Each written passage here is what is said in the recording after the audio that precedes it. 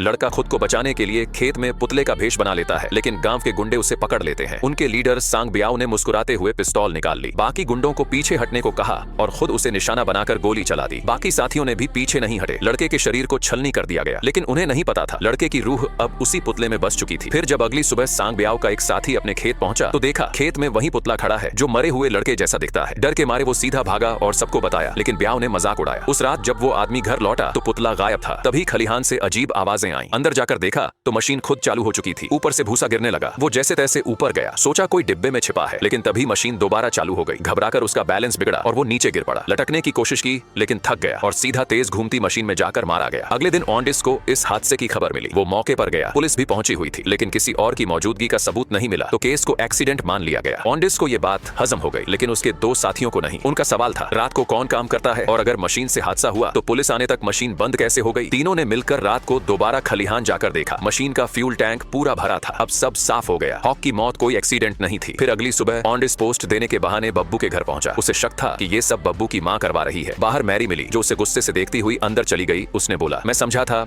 ये सब एक हादसा था। मां बोली, जो बोओगे वही काटोगे। ऑन्डिस को यकीन हो गया कि सारी प्लानिंग मां ने ही की है, लेकिन उसे लगा अब सब बराबर हो गया। पर जब शाम को काम से लौटा तो देखा खेत में वही पुतला फिर से खड़ा है। वो घबरा गया और सीधा ऑन्डिस के पास पहुंचा। पर जब दोनों वहां पहुंचे पुतला फिर से गायब हो गया। ऑन्डिस को लगा फैटी डर के मारे बकवास कर रहा है, लेकिन फैटी ने धमकी दी, अगर कुछ नहीं किया तो सुबह जाकर सब पुलिस को बता देगा। ऑन्डिस को जेल नहीं जाना था। उसे अब भी यकीन था कि बब्बू की मां ही ये सब कर रही है। वो फिर उसके घर घुसा और पीछे से उसका मुंह दबाकर डराने लगा। उसका मकसद डराना था, मारना नहीं। लेकिन मां को दिल की बीमारी थी। वो वहीं गिर पड़ी और मर गई। ऑन्डिस घबरा गया। जैसे तैसे निकलने वाला था तभी उसकी नजर गैस स्टोव पर पड़ी। उसने गैस चालू कर दी ताकि ये मौत भी हादसे जैसी लगे। घर में गैस भरते ही फायरप्लेस से आग लगी और जोरदार धमाका हो गया। अगले दिन पुलिस आई और इसे भी एक्सीडेंट मानकर फाइल बंद कर दी। ऑन्डिस को लगा अब सब खत्म। वो फिर से डिलीवरी पर निकल गया, लेकिन फैटी और माइक अब भी डरे हुए थे। उसी रात फैटी के फार्म में जानवर बेकाबू हो गए। उसने चारों ओर देखा तो उसे कोई साया दिखा। डरकर वो अनाज वाले टैंक में छिप गया, पर बाहर का दरवाजा किसी ने बाहर से लॉक कर दिया। फिर से मशीन खुद चालू हुई और टैंक में तेजी से अनाज भरने लगा। फैटी निकलने की कोशिश करता रहा, लेकिन बच नहीं सका। कुछ ही देर में वो अनाज में दबकर मर गया और जैसे ही उसकी सांस थमी मशीन खुद बंद हो गई। अब बच गए थे दो लोग, लौबाई और उसका एक साथी। उन्हें अब यकीन हो गया था कि ये सब बब्बू कर रहा है। साथी डरकर पुलिस के पास जाना चाहता था, लेकिन लौबाई ने रोक लिया। बोला, कोई आत्मा वात्मा नहीं होती, बब्बू जिंदा है, छिपकर बदला ले रहा है। सच्चाई पता लगाने दोनों कब्रिस्तान पहुंचे। घंटों खुदाई के बाद ताबूत खोला तो देखा बब्बू की लाश अंदर ही सड़ रही है। अब दोनों को यकीन हो गया वो मर चुका है, लेकिन अब वापस आ चुका है। साथी पुलिस के पास जाना चाहता था, लेकिन लौबाई ने उसे पीछे से लोहे की रॉड से मार दिया और दोनों लाशों को एक साथ काट दिया। पर लौटते वक्त रास्ते में लौबाई को हुआ दिखी, जिस पर उसकी गंदी नजरें थीं। वो उसके पीछे भागा और पकड़ लिया, लेकिन तभी पास में खड़ी बुलडोजर खुद चालू हो गई। लड़की वहां से भाग निकली और बुलडोजर लौबाई की तरफ दौड़ने लगी। वो पीछे हटा, लेकिन पीछे पुतला खड़ा था। उसी पुतले के हाथ में लगी स्टील फोर्क उसके पेट में घुस गई।